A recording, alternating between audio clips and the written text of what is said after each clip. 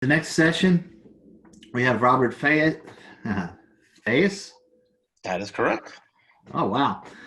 Mid-Atlantic Regional Manager, Direct Sales of TSYS.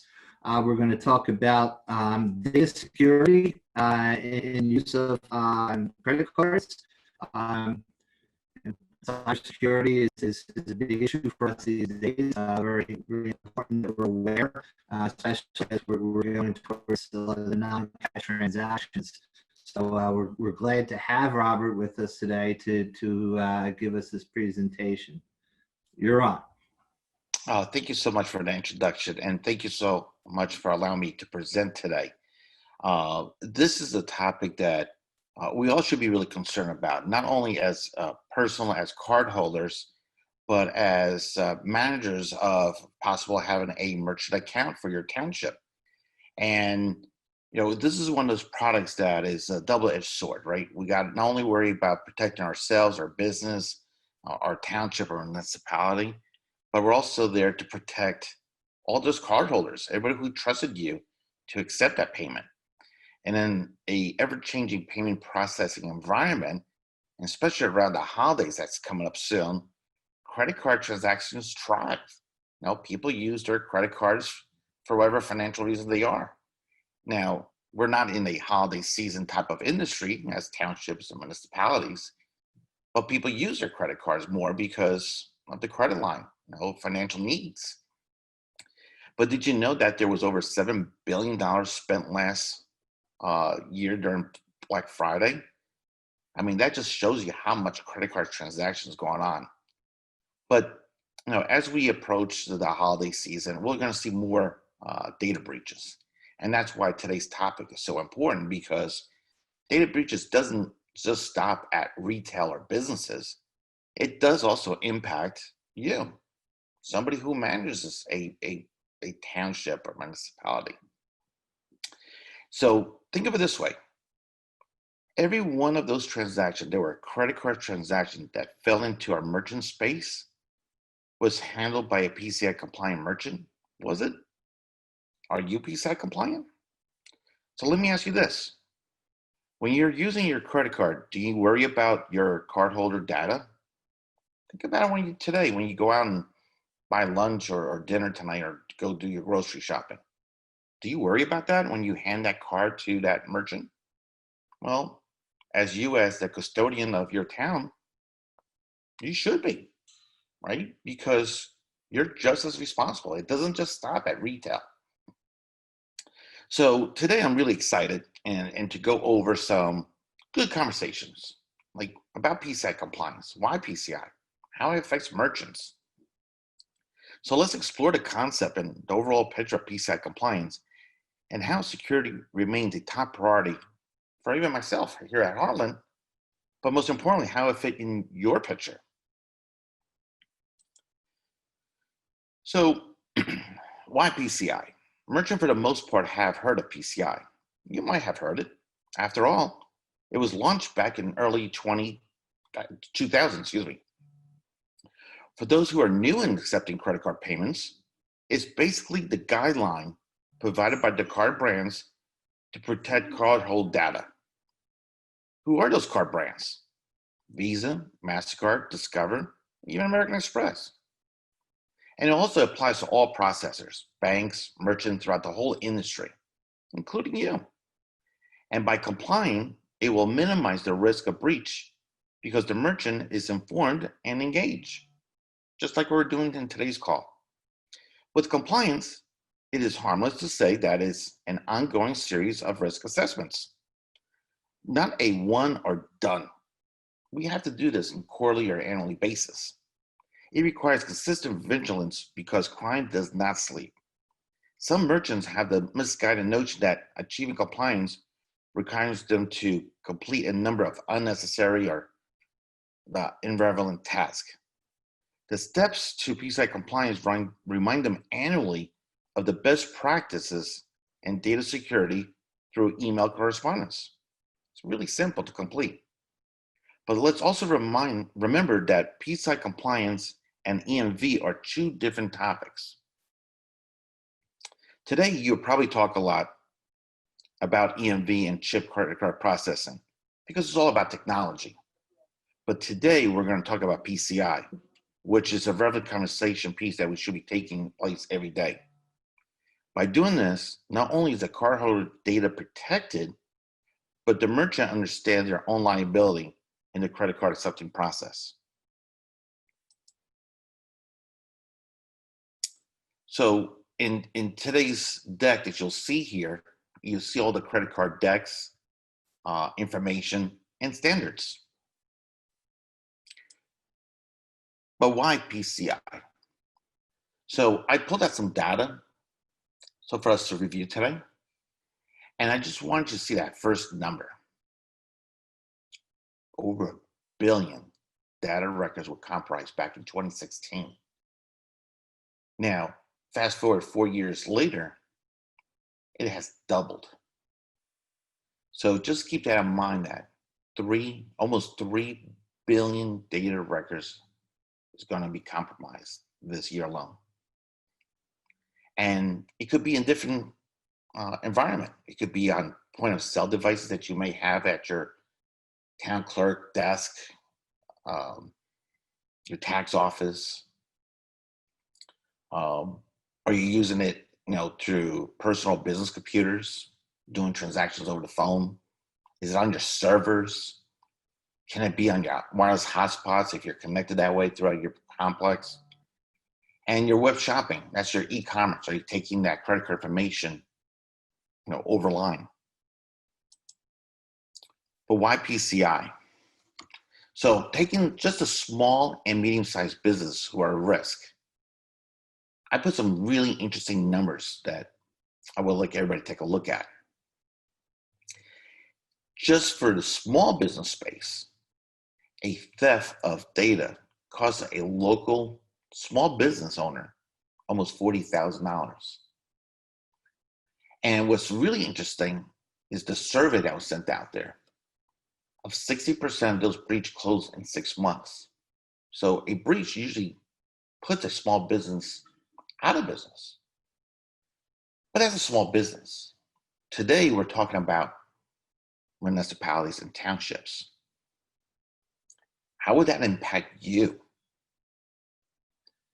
So also, if you look at the bottom left-hand corner, 28% of those data breaches in 2020 involve small businesses. And I put that information in there because today you'll see a lot of that information when it's a big retailer, a brand. There's been a lot of breaches in the past without mentioning any names. It's just juicy for newsworthy, right? You hear about it. But you never hear about those small business, those local business around the corner from your town hall. They get impacted too.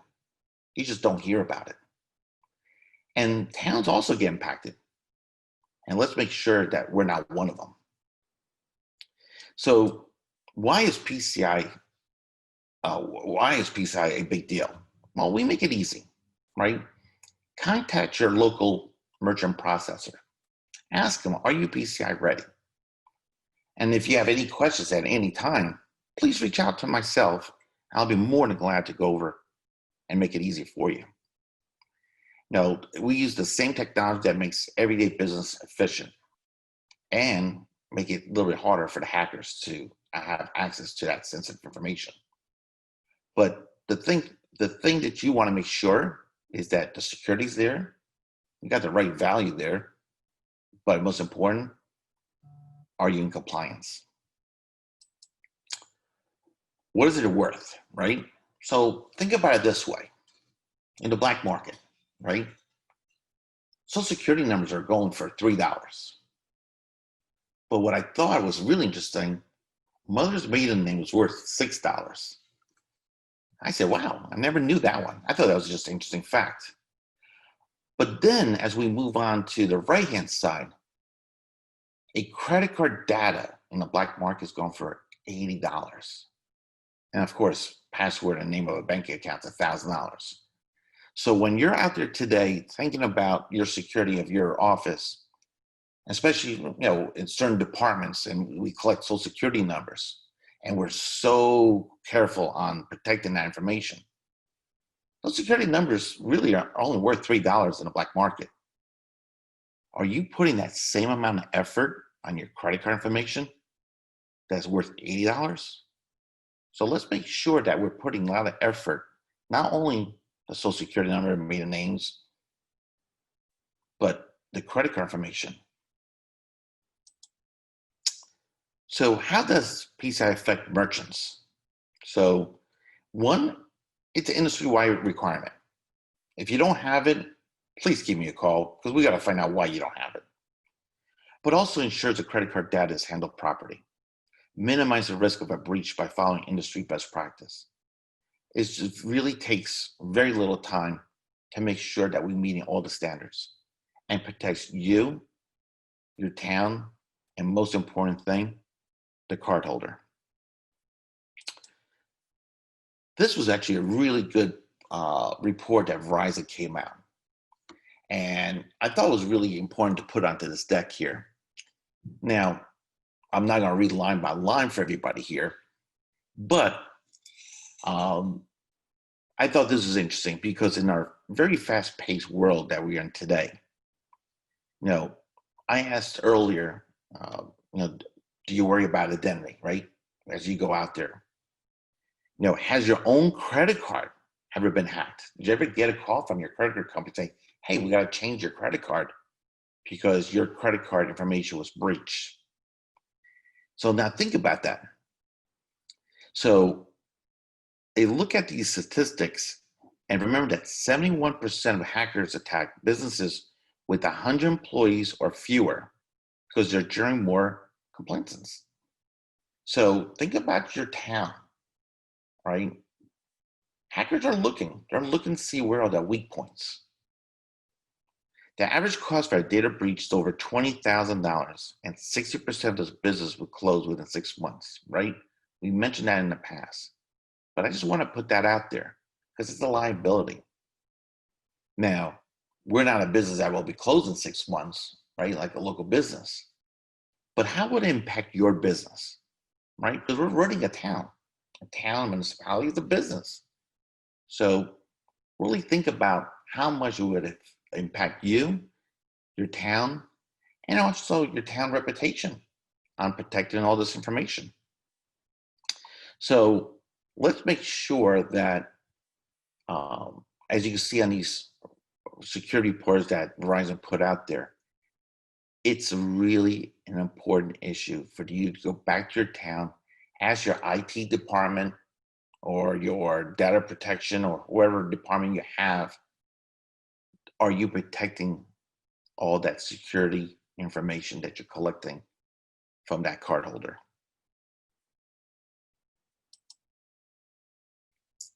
Now, you're probably saying, what are all these requirements? So this one will probably take a little time, and let's take a look at line by line, because this is something that will impact you and could have really good information for your town. Build and maintain a secure networking system. Well, that should be a nice, easy check off your list. But are we installing and maintaining firewall configuration to protect the cardholder data, right? If you're collecting payments online, what are you doing with all that data, right? Don't use, default, and believe it or not, team, I have seen this all the time. Using the default passwords, 1, 2, 3, 4, 5, 6, or admin 1, 2, 3. Are we changing the passwords after you set up all your systems? Protecting credit card or card holder data, right? Protect stored credit card data. Do you have a system in place now that you send out a invoice for tax collecting or tickets, and the recipient put down their credit card information, they write it down and they mail it to you, and the next day you open your mail and you take that credit card information and you key it in. What are you doing with that piece of mail, right? Are you still protecting and storing it? So keep that in mind, that it's not only a form of your technology or equipment, but it's also sometimes in a paper form. Maintain a vulnerability management program. Do you have any antivirus software or programs in place? And it could be something as simple as a computer. Because if you're logging into a system to key in the credit card information, do you have a software that will hide that keystrokes? And I'll pause here for a second because I would like to use that as an example. There's a popular bookstore chain in New Jersey, without mentioning any names. And they were breached, a year and a half ago. And how that bookstore got breached was pretty clever. And this is where I think the steps was taken.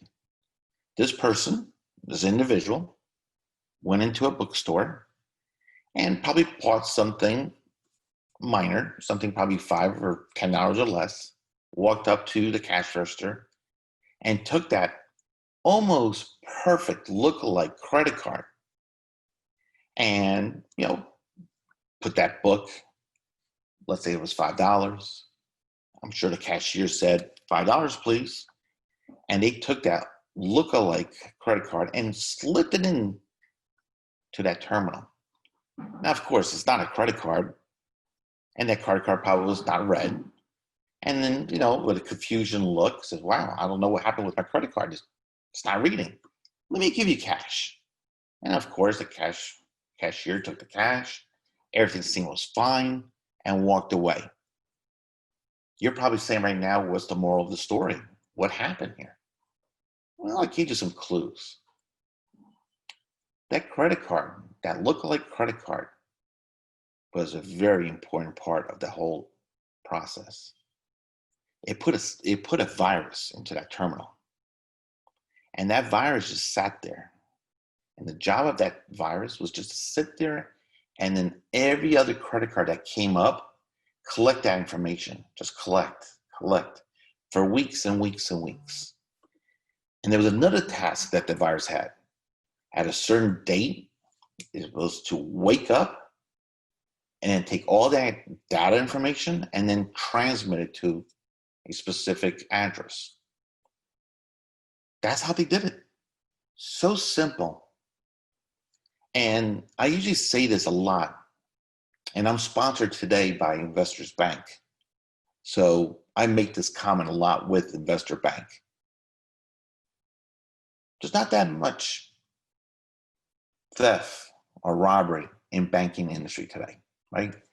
Still happens, but it's not like it used to be in the old West. There's not that many people walking into a bank with a gun and asking for money, right? It still happens, but it's not like it used to be. The biggest theft today is what I just described today. It's virtual, right? That's the biggest theft today. And that's a growing problem. And with your town, community, municipality, city, you're in that virtual space. You're doing business virtually. And we're here today to talk about PCI and see, are you protected?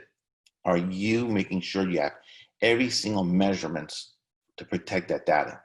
And PCI is just the first step.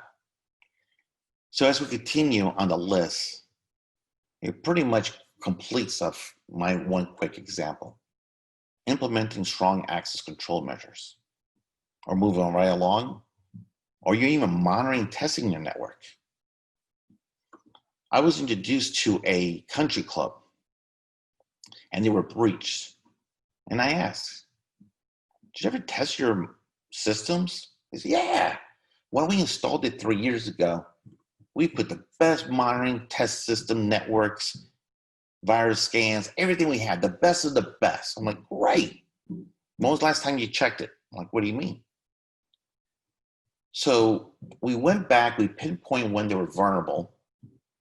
And I said, well, you got breached probably 9-10 months ago.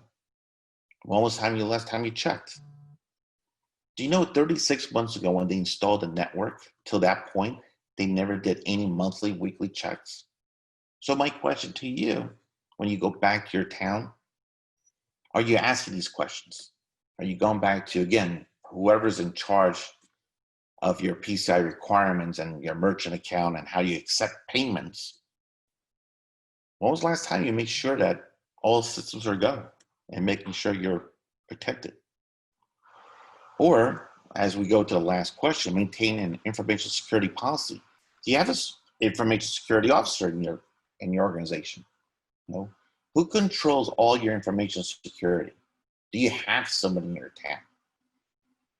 So these are all great questions and great items to take a look at. And hopefully this one slide is probably the most impactful slide for you, because if you follow these measurements, which happen to be PCI requirements, you should be good to go. But if you're not, please contact whoever your provider is for your merchant account. Make sure you ask them to come into your office and and review your policy and make sure that you have everything possible. And again, if you're uncomfortable and you want a second opinion, please feel free to reach out to me or anybody on my team. We'll be more than glad to come in. And my sponsoring bank of investor banks, again, you can contact any of their branches, or your client manager will be more than glad to discuss further. But the next deck is probably also something that I would like you all to take a look. What is the root cause of a data breach? And believe it or not, it only takes one try to get in there. Sometimes it could be just a system glitch, the most popular one, criminal attack. But as I described prior, it's just the employees not being able to do their check on your system. So again, when you go back to your towns, municipalities, please make sure you're not that 23%. And reason why that I'm on this call today is not because this is what I do for a living, is that I'm passionate about this. And I do not want to ever see any particular town to be notified saying, hey, this town's been breached. One, it's not a good place to be in, but the PR nightmare, we just don't want to go that route. So hopefully this deck and this presentation, even though it's not juicy and it's not exciting, but it's probably an important part of your business. And let's talk about, why is it so important part of your business? And this one, I'm definitely gonna go line by line, because it does impact you. It doesn't matter how big or small of your town, municipality. These are true costs. And as you see on line one, this is by the card association, not by your provider. This is from Visa, MasterCard, Discover, American Express. A data breach could be between $5,000 to $50,000. And that's just a fine. We haven't gone into the next juicy parts. Then you got to get somebody to come in and audit your books to see how bad your breach. Now, a level 4 merchant is a small merchant. That's your local pizzeria, your bakery, your veterinarian, right? So just for a small business, it's between 8 to 20,000. It's going to be much greater for a municipality. So that's why the additional fines based on how the card was breached and how many cards were exposed. And most important, we got to replace all those credit cards. And it could be a couple of hundreds, if not thousands, depending on the volume of your town and how much credit card you take. But think of it this way. If your town took 1,000 credit cards last month for tax payments or payments for speeding tickets, right? Speeding tickets or whatever, police department, tickets that they're allowed to pay by credit card, or permits. So let's say you do take at least 1,000 cards, and between $3 to $10 per card, you could just possibly imagine how much replacing the card will cost. So not only are we talking about the reputable risk of your town being breached, but let's talk about the financial costs. So an average cost for a small business, because using a level 4 as an example, and paying the fines and the replacement cards, it's close to 100,000. So keeping that in mind of the cost could cost 100,000 or more, go back and ask your insurance provider and ask them if they have cyber insurance. Because sometimes a lot of insurance providers could also provide you cyber insurance. So it's something else for you to think about. So hopefully with today's call, you have some takeaways. One, connect with your IT department and see what kind of firewalls and process you have to protect any credit card information that you store and how you accept those credit cards. Two, connect with your local or your merchant provider and see what protection they're providing you and how much liable could you be in case of a breach. Three, contact your insurance provider, an insurance broker, and see if you have any kind of cyber insurance in case of a breach or other business policies, because $100,000 could be a large dollar amount for some municipalities and town halls. But as I close up the deck here today and staying onto my time period here, please take down my information. I am located in the Mid-Atlantic market, covering New Jersey. So we are local. I do have a team of relationship managers that I could introduce you to, who could review any proposals, current processors that you have, and give you some suggestion. No obligation. We're not here to sell you anything. I'm here today to just give you a topic that's very important for your town, and to be here to help you to uncover any openings in security that let's plug in that hole so you won't be vulnerable or be attacked in the future. Thank you, Investor Bank, for being a sponsor for me to be on the call today. And if you want a copy of this deck, please feel free to give me a call or contact the host of today's call, and I'm sure we can provide you a deck. If I can jump in real quick, we're supposed to give a poll question somewhere towards the middle of the session. It's on the screen now, so we'll go to a question and answer period. But we have to do this to make sure people are paying attention and not leaving their computer. So we'll give it a second or two to answer the questions. It's just a silly question to make sure people are still awake or didn't walk away from their computer. So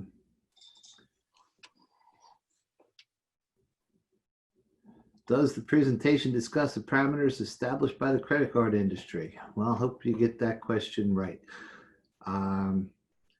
Okay, so everyone's had enough time to answer the question. Do we have any questions for our speaker?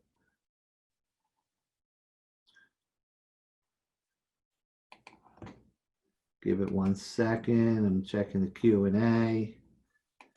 A couple of people thought they missed the poll question because we just did it. All right, there are no questions. So again, I'd like to thank you for giving us this presentation.